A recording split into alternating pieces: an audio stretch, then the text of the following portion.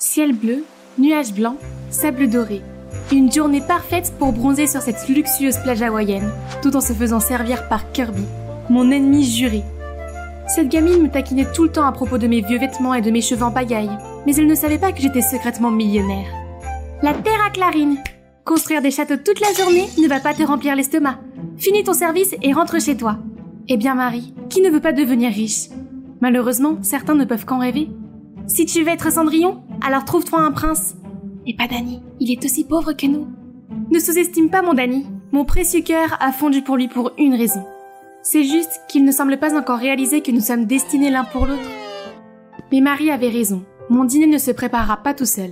Voyons ce que nous pouvons nous permettre pour ce soir. Mon père nous a quittés quand j'avais 4 ans. Et depuis, maman s'est démenée pour subvenir à nos besoins. C'était donc à moi de travailler aussi pour réaliser mon rêve d'étudier le droit. Tout à coup, les courses ont commencé à me tomber dessus. Les bouteilles ont dégringolé des étagères et se sont brisées en morceaux juste à mes pieds.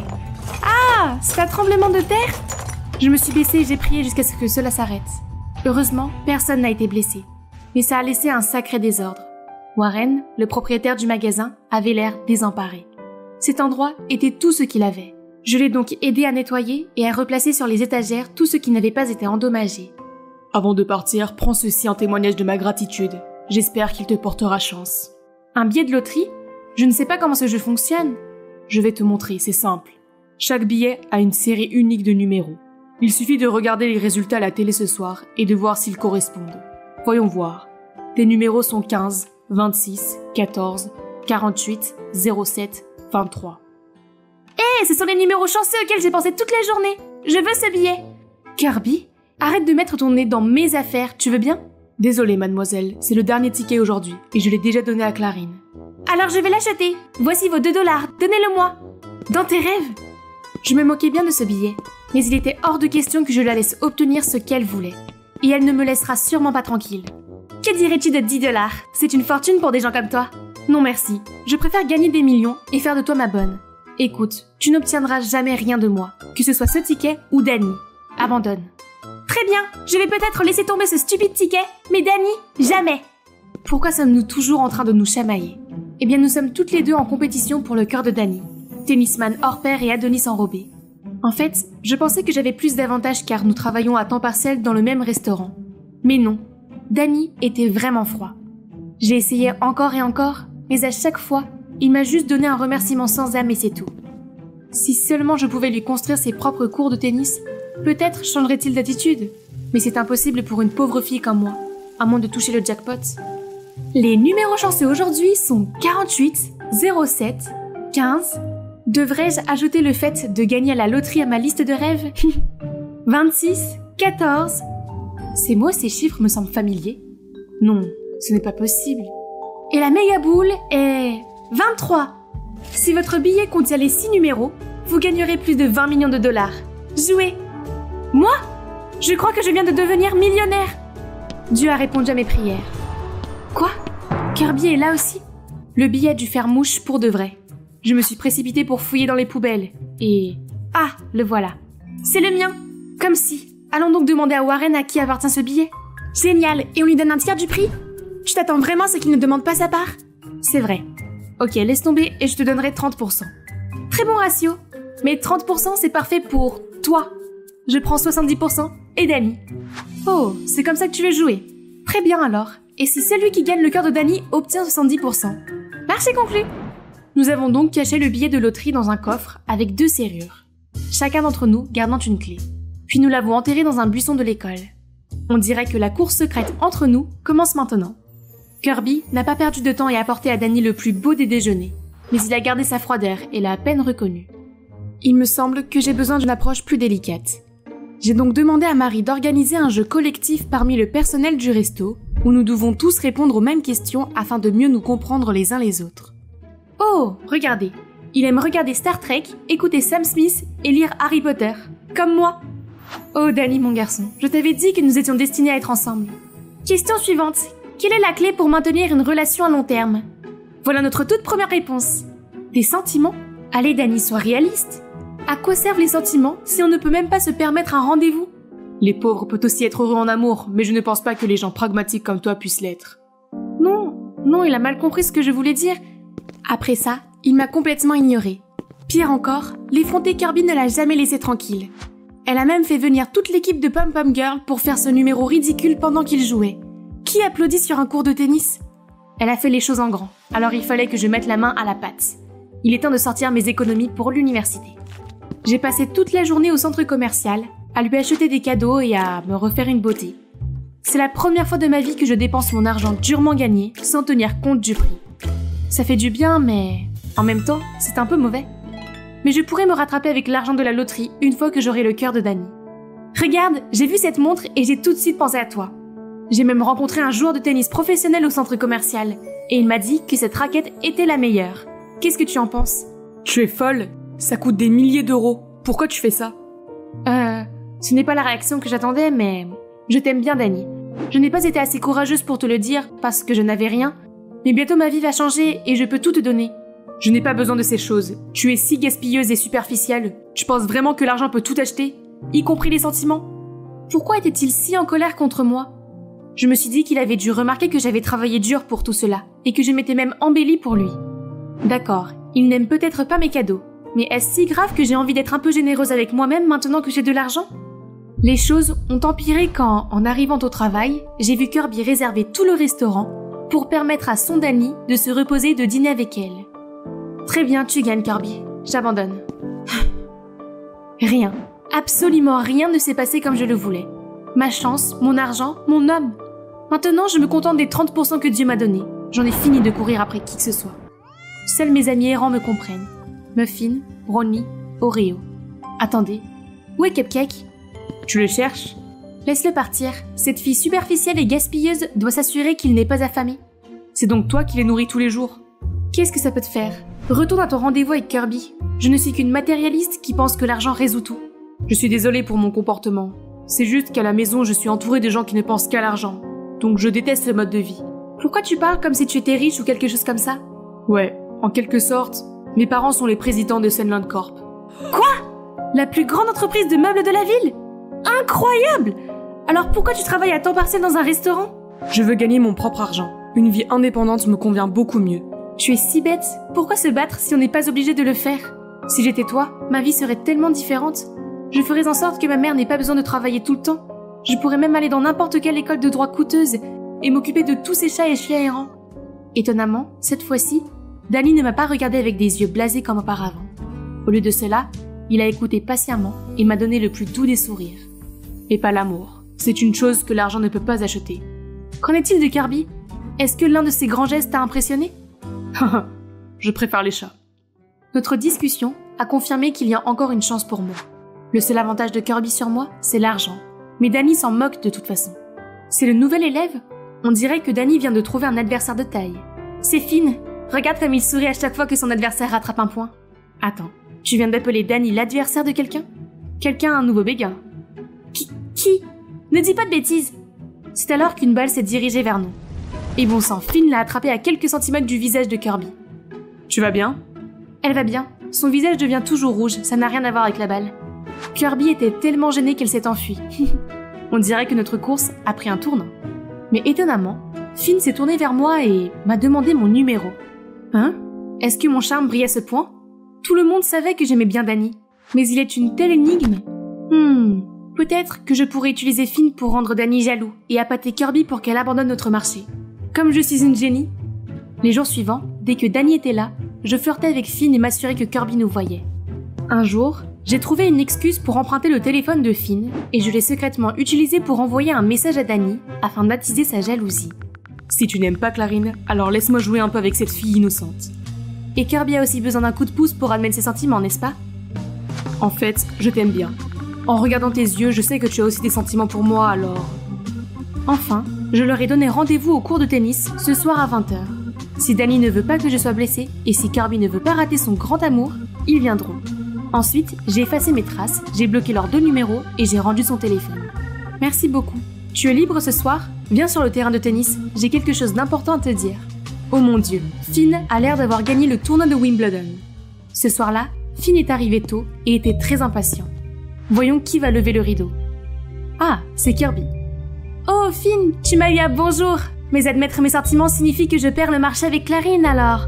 Comment ça? Quel marché? Non, non, ne te méprends pas. En fait, on a gagné à la loterie et on s'est mis d'accord pour la partager. De toute façon, je suis bête, l'argent n'est pas comparable à toi. La loterie? Vous la partagez toutes les deux? Pourquoi a-t-elle mentionné l'argent? Juste au moment où ça devenait compliqué, Danny est arrivé. Bâtard, maintenant tu fais le doublé? Danny, pourquoi es-tu là? Il joue juste avec toi. Cet abruti te voit toi et Kirby. Ne le laisse pas te tromper. Je pense que Finn est un gars sympa. En plus, je t'ai dit ce que je ressentais. Mais tu n'as jamais semblé m'aimer en retour. Alors Finn m'a dit qu'il m'aimait bien. Clarine, je t'aime bien plus que tu ne le penses. Tu ne vois pas? J'ai donné beaucoup d'indices, j'ai toujours trouvé des excuses pour rentrer à la maison avec toi. Je t'ai dit que les sentiments étaient la chose la plus importante pour moi, comme mes sentiments pour toi. C'est vrai? Idiote, comment suis-je censée relever ces indices? Ce rêveur n'était donc pas en train d'imaginer des choses. Il s'avère que mon plan a vraiment réussi. Kirby, c'est vrai que je t'aime bien, mais je pensais que tu n'étais pas dans mes cordes, alors je voulais juste demander de l'aide à Clarine. Oh, comme c'est gentil. Kirby, avec un grand sourire, a admis que j'avais gagné, puis elle a emmené Finn. Je crois que ma plus grande victoire est d'avoir réussi à associer deux couples. Le lendemain matin, Kirby et moi avons ouvert le coffre pour prendre le billet. Quand à notre grand choc, Finn s'est approché et l'a emporté. Alors que nous étions en train de comprendre ce qui se passait, il s'est enfui avec nos millions. Mais une ombre l'a fait tomber au sol. Danny? Je l'ai vu vous suivre et j'ai su qu'il préparait quelque chose de louche. Puis Finn a avoué qu'il avait changé d'école et qu'il m'avait approché pour le billet de loterie sur ordre de son père, qui n'est autre que Warren. Il savait que c'était le billet gagnant du jackpot et il a donc monté un plan pour me le voler. Je suis désolé, mon père est accro au jeu, ce qui l'a rendu très endetté, et seul ce billet pourrait le sauver. Oh, Finn, je crois que ce n'est pas une mauvaise personne. De toute façon, ce billet venait de Warren, alors nous avons tous accepté de lui en donner une partie pour rembourser sa dette. Finn était ému et nous a rendu le billet. En apprenant cela, Warren nous a proposé de nous conduire à Tallahassee pour réclamer notre prix. Il a même pris soin de vérifier que mon billet était bien dans mon sac. Mais à mi-chemin, la voiture est soudain tombée en panne et nous sommes sortis tous les quatre pour la pousser. Mais alors que nous commencions à pousser, Warren a soudainement démarré en trombe, nous laissant tous sous le choc. « Où est ton sac à main, Clarine ?» Je l'ai laissé dans la voiture. Ce vilain et avare Warren l'a fait exprès pour s'enfuir avec le billet. Que faire maintenant? Marcher jusqu'à la maison ou marcher jusqu'à Tallahassee? Calmez-vous. Danny a déjà un plan de secours. C'est le vrai ticket. Profitez de la vue pour l'instant. Un taxi va venir nous chercher. En fait, au moment où Warren a proposé de nous conduire jusqu'à Tallahassee, j'ai senti quelque chose de louche. Alors j'ai échangé les billets. Mon père est allé trop loin cette fois. Il faut qu'il arrête de jouer et qu'il travaille dur pour rembourser ses dettes. Finalement, nous avons obtenu le prix en espèces. Cependant, nous avons tous les quatre décidé de ne plus le diviser et de construire ensemble un refuge pour les animaux errants. Étonnamment, notre projet a rapidement touché de nombreux philanthropes et notre fonds s'est maintenant étendu à l'ensemble des États-Unis. Depuis, Kirby n'est plus odieuse. Elle veut même devenir vétérinaire. Et moi, je vais continuer à travailler pour entrer dans la faculté de droit de mes rêves. Mon travail acharné a vraiment porté ses fruits, car ils viennent de m'envoyer une lettre d'acceptation. Je ne suis peut-être pas riche, mais en toute honnêteté, cela n'a pas d'importance, car je ne pourrais pas être plus heureuse.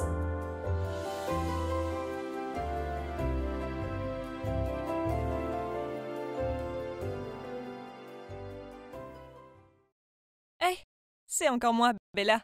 De retour pour l'avant-dernier épisode de mon histoire. J'étais coincée à faire semblant d'être la petite amie d'Ed. Et en retour, y payer pour le traitement médical de mon père.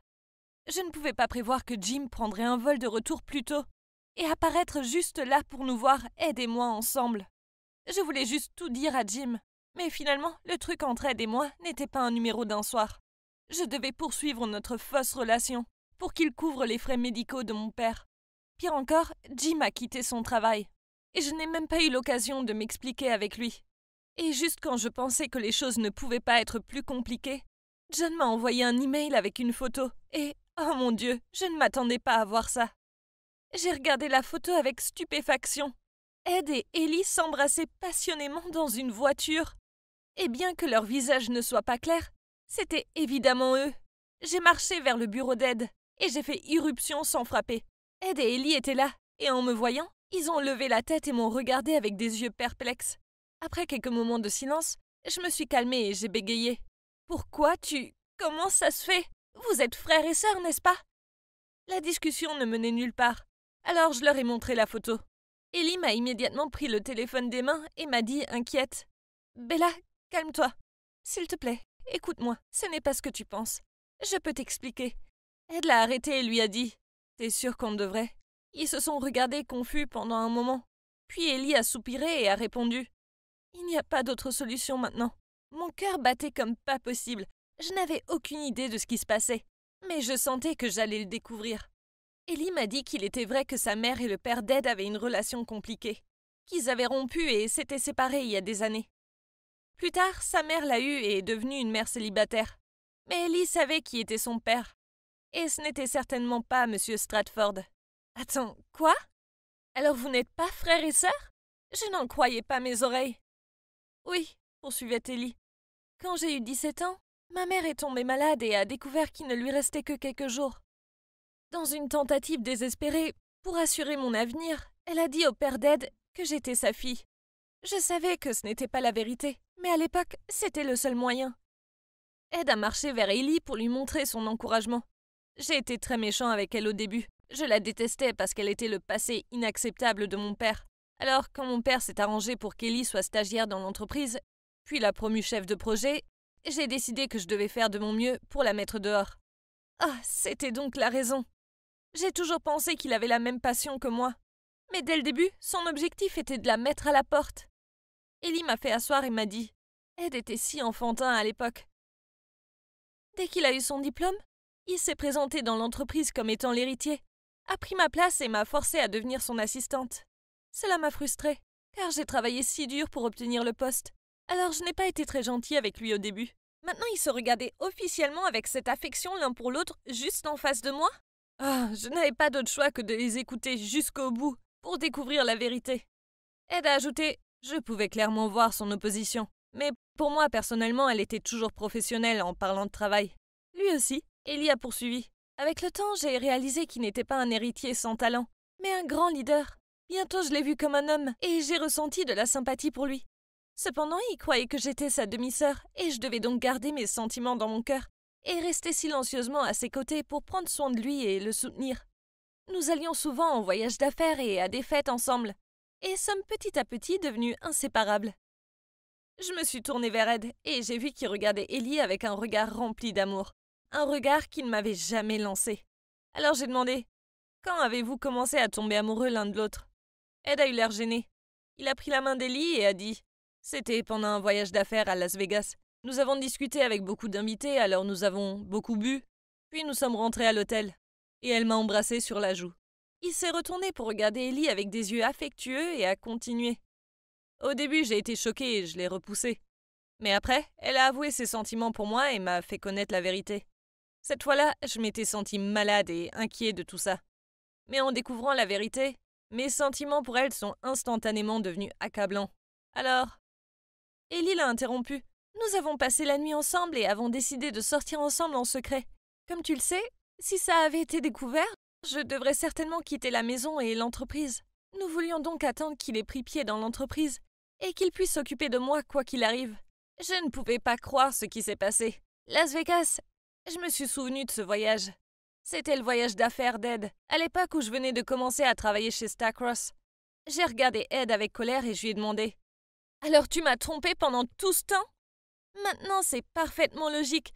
Tu étais si froid et indifférent envers moi. Parce que tu ne m'aimais pas du tout. Je n'étais qu'une couverture, n'est-ce pas ?» Ed m'a regardé et m'a dit « Je suis désolée, Bella. Je n'ai jamais voulu te faire de mal, mais je ne pouvais pas te dire la vérité et risquer d'exposer ma relation avec Ellie. » Je lui ai répondu « T'es égoïste et méchant, et m'utiliser comme un pion dans ton plan était injuste. » Je ne pouvais pas m'empêcher de trembler. Tout ça était un vrai gâchis. Mais il y a une chose que je ne comprends pas. C'est Diane. Comment s'est-elle retrouvée au milieu de tout ça? Ellie est immédiatement intervenue comme pour justifier Ed. C'était pas comme ça. Elle n'a jamais fait partie du plan. Il s'est avéré que lors d'un voyage d'affaires à New York, Diane a accidentellement surpris Ellie et Ed en rencard au centre commercial. Elle était tellement choquée de les voir s'embrasser, mais elle a rapidement compris la situation et a marché vers eux. Ed et Ellie ont été surpris de se faire attraper, mais Diane a simplement demandé à Ed de rompre avec moi et de se mettre officiellement avec elle. Elle a dit qu'elle ne se souciait pas de leur drame et qu'elle voulait juste gagner la réputation d'être la petite amie du patron. En fait, elle ne se souciait pas d'Ed, parce qu'elle avait déjà un petit ami. Elle a menacé d'exposer sa relation avec Ellie à toute l'entreprise si Ed n'acceptait pas. Ce qui non seulement détruirait leur dignité, mais pourrait également entraîner l'humiliation publique de la famille Stafford. Ellie a poursuivi. Nous ne savions pas comment gérer ça autrement, alors nous avons dû accepter sa demande. Mais elle a aussi organisé le drame à l'hôtel et t'a appelé. Ed a été contraint de participer à ce plan de frime. Nous étions également fatigués des affaires de Diane. Ellie a regardé Ed puis a continué. Heureusement, une fois que nous avons capturé Diane et prouvé qu'elle volait les dessins de la compagnie et les vendait, après ça, nous avons pu mettre fin à tout ça avec Diane. Et lui avons dit que si elle révélait notre relation, nous la poursuivrions en justice. Quand Ellie avait fini, Ed s'est tourné vers moi et m'a dit « Je sais que j'ai été si cruel envers toi, Bella. Mais je devais le faire, ça nous a aidés à garder ce secret pendant un moment. Alors pourquoi voulais-tu revenir vers moi et insister pour arranger nos sentiments ?» J'ai crié furieusement sur Ed. Les deux se sont regardés pendant un moment. Ed m'a expliqué qu'un jour, alors que ses parents étaient en voyage d'affaires, Ellie et lui s'étaient arrangés pour passer une nuit romantique dans sa chambre. Soudain, ses parents sont revenus et sont entrés sans frapper. Ellie s'est échappée à temps, mais la mère d'Ed a tout de même remarqué qu'une fille était dans sa chambre. Au début, ils ont cru que c'était Diane. Et il n'était pas content. Il a insisté sur le fait que ce n'était pas Diane. Mais ils ont quand même refusé de le croire. Ils ont menacé de le mettre à la porte de l'entreprise à cause de ça. Car sortir avec une fille qui les a volés ne donnait pas un bon exemple à leurs clients. Il a donc dû mentir en disant que j'étais son invitée mystérieuse. Ses parents s'étaient calmés mais étaient encore un peu méfiants. Alors ils lui ont demandé de m'emmener à leur fête d'anniversaire de mariage pour prouver qu'il était vraiment avec moi et non pas avec Diane. Ellie continuait. C'est pourquoi Ed devait trouver un moyen de se remettre avec toi. Mais tu ne rendais pas les choses faciles. À l'époque, il avait l'intention d'abandonner. Mais par coïncidence, nous avons appris pour ton père. Alors, je lui ai dit de prendre ce risque, dans l'espoir que tout puisse être résolu. J'ai regardé Ed dans les yeux et je lui ai dit « T'es un méchant. Juste pour dissimuler ton secret, tu étais prêt à faire ces mauvaises choses. Tu traites les gens comme des marionnettes que tu contrôles à ta guise. Tu as même utilisé la maladie de mon père pour me manipuler. Savais-tu que c'est à cause de toi que Jim est parti sans dire au revoir? C'est aussi à cause de toi que je n'ai plus la chance de lui dire honnêtement ce que je ressens pour lui. » Je suis restée là, les larmes aux yeux. Ellie m'a jeté un regard de regret et a essayé de m'expliquer. Mais là, je suis vraiment désolée. Je voulais juste que tu ailles à la fête avec Ed pour que ses parents ne le jettent pas hors de la société. Je ne savais pas qu'ils t'ont vraiment aimé et qu'ils étaient si fiers qu'Ed ait une petite amie aussi intelligente. Alors on doit continuer à mentir. Ed a poursuivi. Tout est de ma faute, pas de celle d'Ellie. Mais honnêtement, je ne savais pas que toi et Jim aviez des sentiments l'un envers l'autre. Je suis désolée. Je lui ai crié dessus. Bien sûr que non. Tu ne penses qu'à toi. J'en avais tellement marre de les écouter à ce stade. Je voulais juste sortir de là et ne plus jamais les revoir. Mais ensuite, le téléphone d'Ed a sonné. C'était sa mère.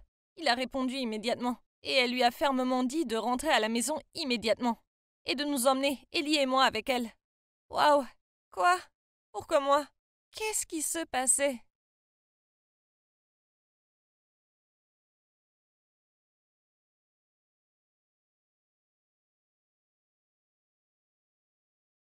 Hé, ce type là-bas vient de se renseigner sur vous, dit le barman, ce qui m'a incité à me retourner et regarder autour de moi. Oh, il est parti. Comme vous pouvez le voir, je suis assise au bar d'un hôtel 5 étoiles.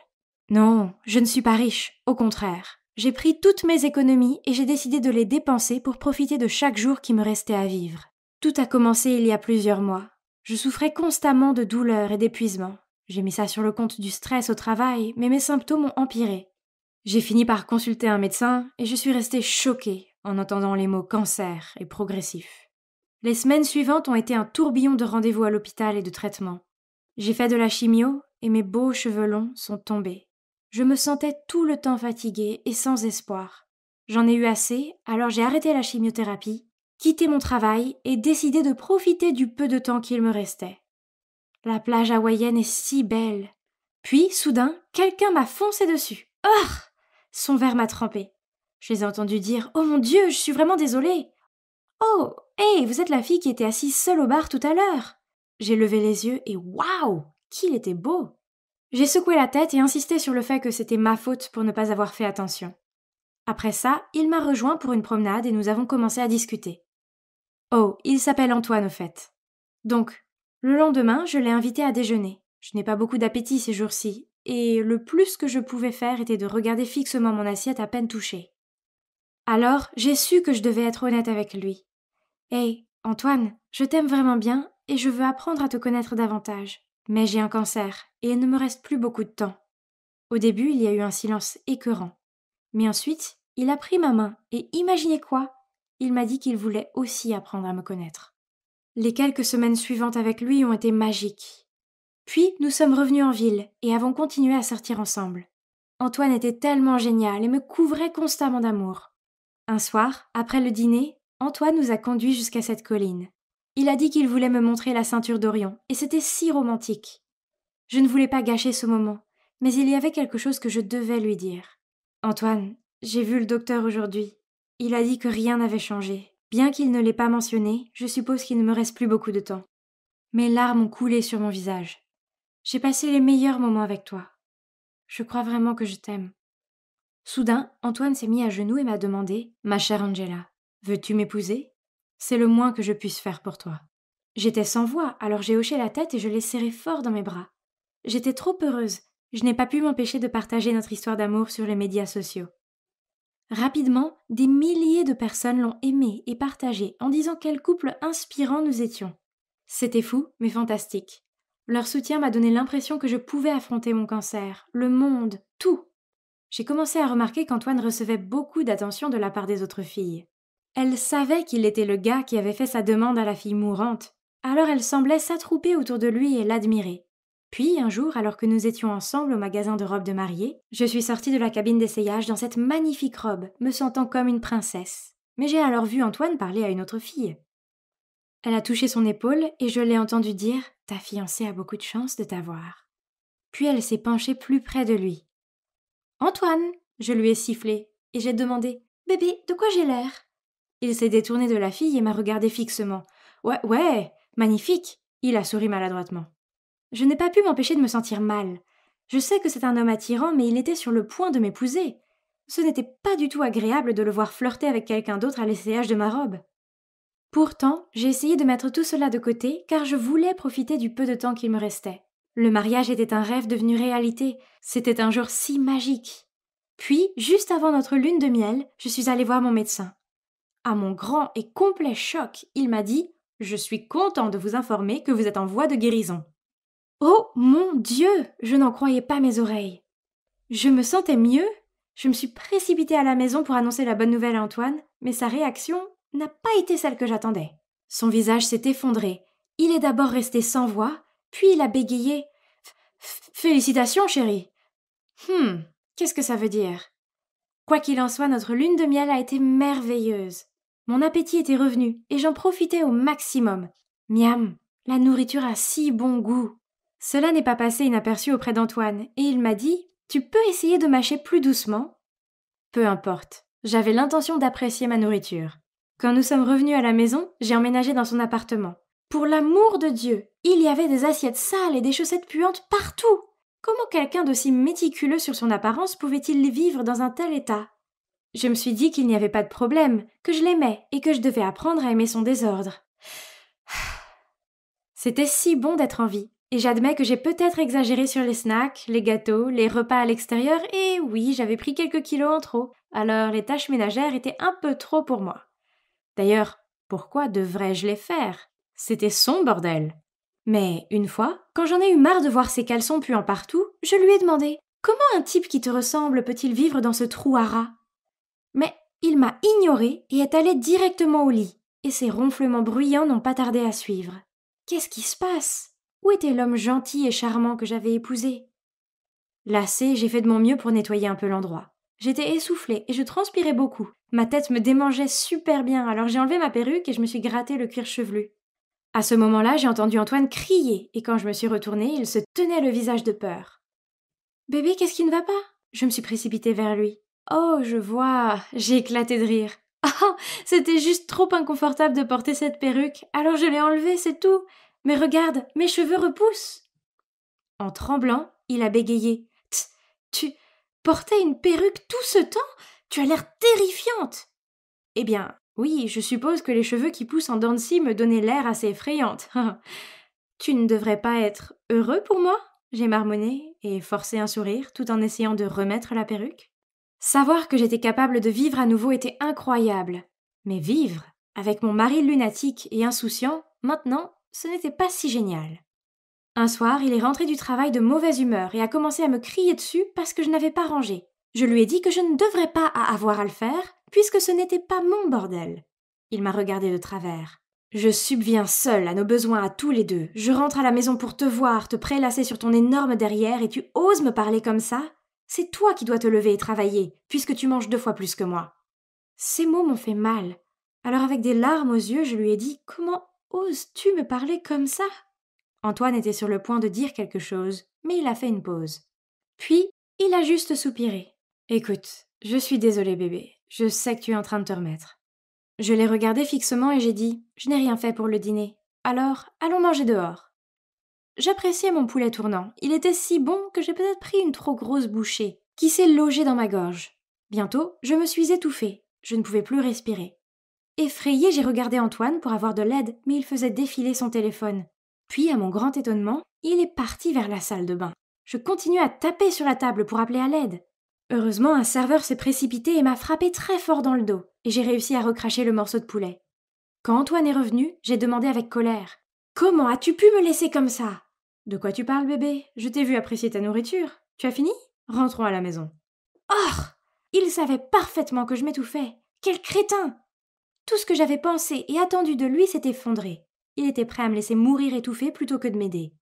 Le problème était que notre histoire d'amour était si célèbre maintenant, et même si je savais qu'Antoine et moi ne pouvions pas nous supporter, l'idée de nous séparer et d'être chahutés par les autres me rendait malade. Je suppose que j'étais coincée avec lui pour toujours. Donc nous avons dû continuer à nous tolérer l'un l'autre. Puis un soir, alors que je grignotais des chips et regardais la télé, mon téléphone a sonné. C'était un numéro inconnu. « Bonjour, êtes-vous la femme d'Antoine ? Antoine a eu un accident de voiture et nous avons vraiment besoin que vous veniez ici. » Je me suis figée pendant quelques secondes. « Désolée, faux numéro !» Et j'ai raccroché. Mon téléphone a sonné plusieurs fois encore, mais je n'ai pas répondu. La culpabilité a commencé à m'envahir, alors j'ai pris mon sac et je me suis précipitée à l'hôpital. L'infirmière m'a dit de signer des papiers pour qu'Antoine puisse être opéré. Un stylo à la main, j'ai hésité. « Excusez-moi, où est la section sur le don d'organes ?» j'ai demandé. « Mon mari est prêt à faire un don si quelque chose de grave arrive. »« Ce n'est pas le bon moment pour poser cette question !» m'a crié l'infirmière. À ce moment-là, les parents d'Antoine se sont précipités paniqués. Je leur ai donné les papiers et je suis retournée furtivement à l'appartement. Après cela, j'ai longuement réfléchi à notre relation. Elle avait été si passionnée au début, mais j'ai réalisé que je ne l'aimais pas du tout et lui non plus.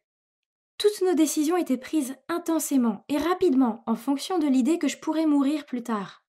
Nous étions trop têtus pour admettre l'échec et nous éloigner, et maintenant nous étions malheureux. Quelques semaines plus tard, Antoine est rentré en fauteuil roulant et nous sommes restés assis dans un silence gênant. Puis j'ai brisé la glace. Le soir où je me suis étouffée au restaurant, tu as fait exprès de m'ignorer ? Antoine m'a répondu par une autre question. Est-ce vrai que tu voulais faire don de mes organes au lieu de m'aider à me faire opérer ? J'ai répondu. Je suis désolée. C'était le seul moyen auquel j'ai brièvement pensé pour sortir de ce mariage. Il a soupiré. Je sais. Moi aussi. Je pense que nous sommes trop semblables et que c'est pour ça que ça ne marche pas. Il a fait une pause. Je pense qu'il est temps que nous mettions un terme à tout ça. Alors finalement, nous avons cessé de nous supporter et avons demandé le divorce. Les gens sur les médias sociaux étaient furieux et ont posté beaucoup de commentaires venimeux tels que « Tant pis pour le couple qui nous inspirait » et « Pour moi, ça crie au mariage frauduleux ».